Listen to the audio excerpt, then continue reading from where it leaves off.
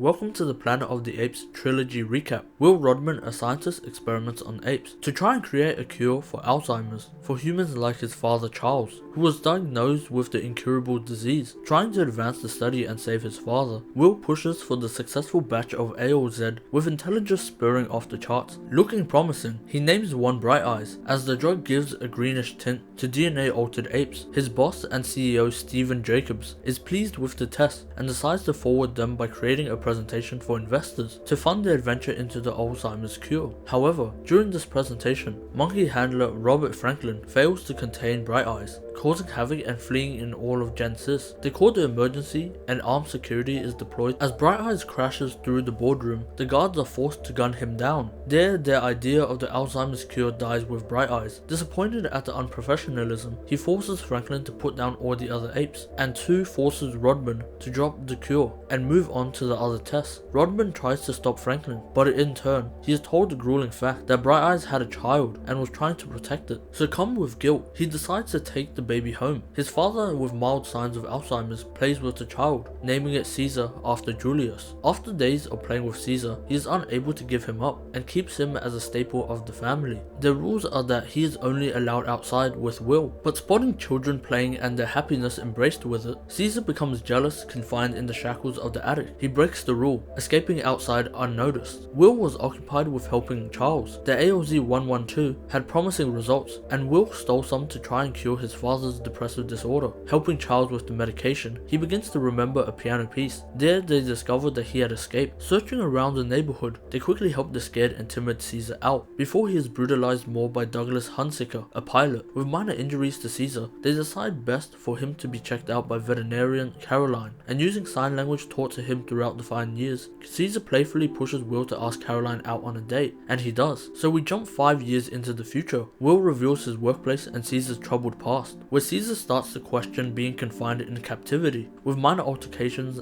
like refusing to eat, but overall, Will's world has turned around. The once invasive cure had created antibodies, and with steadily declining health, Will is forced to reveal that the treatment was secretly tested on his father, and pleased with the results, Jacob wants him to start testing a new batch, remodeling it to the name ALZ-113. They proceed in testing with a new batch of apes. They begin testing and it starts to become promising. Charles mistakenly used Hunsicker's car, and realizing this, he quickly pulled Charles out and manhandled him for a bit. Caesar saw it differently and sprung into action, chasing down Hunsicker and ultimately eating a portion of his finger. The history of harm and human danger leads to Caesar being taken away by animal control. Unable to bring Caesar home without a court order, Will is forced to leave Caesar in the containment, and he too battles with life, losing his father and Caesar. At the lab, he quits, but Franklin and the team proceed with the ALZ-113, having a mishap during the injection process, but it is successful, and he is named Cobra. In the Animal Control Center, Caesar struggles to adapt, tormented by the animal control officers and the adjacent prisoners, but with the implanted high intellect, he decides a plan to escape, memorizing the pin to the keypad and gaining the gorilla as a companion, effectively making himself the apex predator, forcing Rocket to bow before him as all apes and orangutans watch. Realizing the court order will take too long, Will tries to bribe the officers, and Chief John Manton takes it. Instilled to the situation, Caesar sees clearly and decides to stay in captivity, leaving Will behind. Franklin was infected with the ALZ-113. Trying to ask Will for help, he stumbled onto Hunsicker. He died several days later. Caesar's plan had started to become a reality. He escaped the containment through the ceiling panels and stole the last of Will's ALZ-112, gassing the entire facility for the apes to grow, and they break out, killing the officers and fleeing the facility. They target the Genesis lab, freeing the apes, and next the zoo, freeing more animals. They start bombarding bridges, and with the Legion at his disposal, Stephen Jacobs calls for backup, flying a helicopter with troops to shoot them down. But the gorilla jumps on board, throwing it into a spin and crashing. A final raging look at Jacobs until Cobra kicks him into the ocean. In the aftermath, Will tries to reason with Caesar, but revealing his voice, he tells him that the forest is now his new home, allowing Will to leave unharmed. Unbeknownst to them, Hunsicker continues to fly his passengers across the world, inadvertently infecting them. The ALZ-113 becomes a widespread global pandemic that massively contributes to the downfall of humanity. Being renamed to the simian flu, over 10 winters pass, and the apes survive on their own, in a flourishing forest outside of town. Caesar is still the leader and has a wife named Cornelia. They have a son named Blue Eyes and a newly conceived Cornelius. They have recently encountered humans. Now that they are adapted, they are immune to the simian flu, but they are fearful of the apes, and Caesar allows them to flee with a soft spot for humans still intact. The humans, however,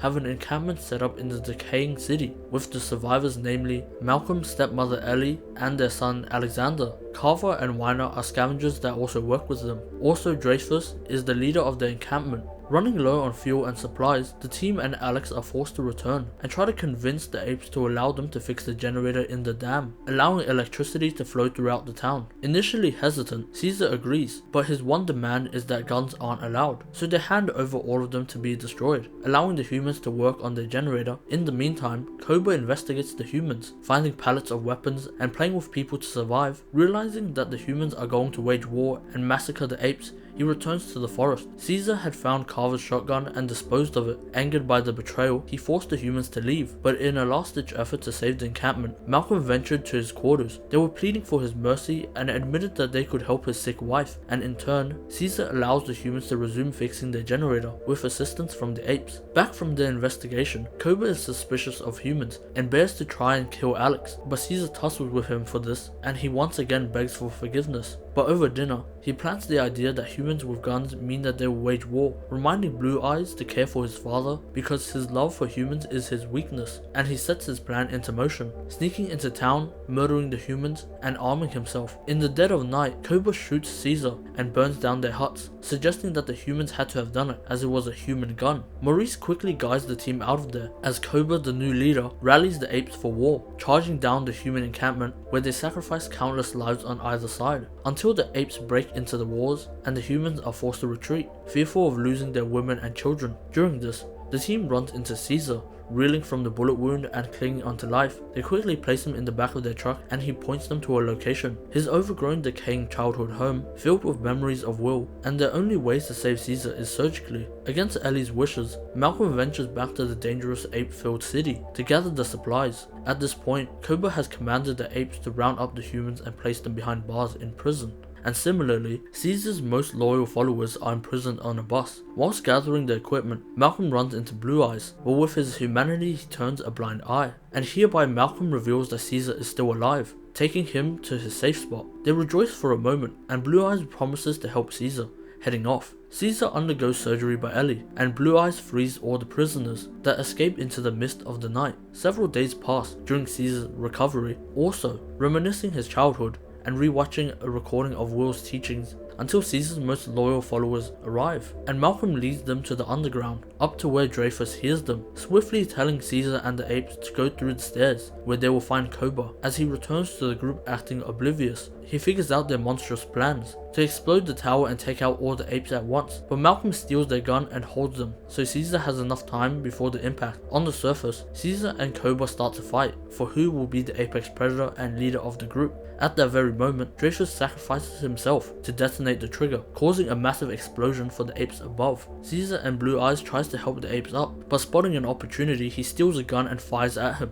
killing multiple apes in the process. Caesar jumps down, knocking Cobra off the edge, ensuring that he can't climb up. At the sight of Malcolm, he warns them about the incoming mercenary and troops that will try to massacre the apes, and thus humans and apes can't live together, so they part ways. 2 years have passed and the war wages on against the apes. As platoons of soldiers search for them, they survive another attempt at their lives. Red, a rival gorilla, and a small portion of apes that still follow Cobra, assisting the humans in defeating Caesar. He escapes the grasp of Winter, while Caesar shows his mercy, releasing the last of the soldiers who survived their onslaught, signifying a message for the colonel. Rocket and Blue Eyes return from their recon mission. They saw a desert and lakes in the distance, but the trek will be long and far, so they settle for the night. In the mist of the night, Caesar spots green lights and a rope, waking up Blue Eyes to protect the family as he sprints off to warn the guards. Noticing that it is another insurgency, they easily take care of the soldiers, but returning to check on his family, he finds the colonel trying to evacuate and his entire family deceased. He tries and fails to catch the colonel. After all the confusion, he discovers that Cornelius is still alive, and wildly, Winter is missing. They quickly saddle up and move the legion of apes to safety.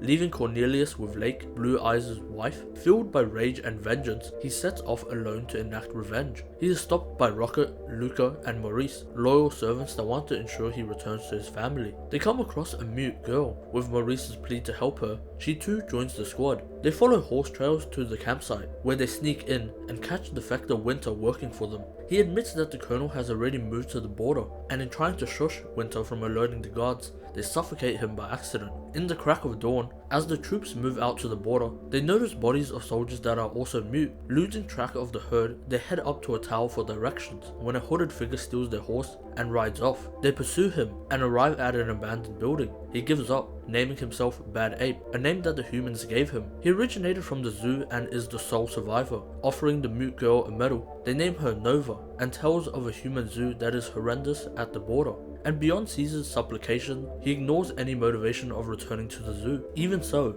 after hearing Caesar's heartfelt story of loss, he connects through his pain of losing a child, and agrees to take them. They scout the area but are attacked, Luca losing his life in the process. Caesar decides to move on alone, and spots strung up apes. Realizing that they are from his tribe, he is too knocked out. Met by the colonel once more, he is placed into a cell with the rest of his tribe, and they are made to slave away to build a wall. Outside, Rocket, Maurice, Nova, and Bad Ape theorize ways to break them out. By using a tunnel underground, Colonel takes note that Caesar is the leader, and too admits his acts of war. The simian flu had mutated, making any person in contact mute. Fearing this adverse effect, he outcasted all infected, executing them and burning their belongings. Once he started doing that, they escaped, fleeing to the higher ups that believed it could be cured medically. He was against this sentiment, and now he is at war with them. As the leader, they torture him, stringing him up with freezing water and starving him, but he survives, and they place him into an isolated cell. The digging underground has gone perfectly,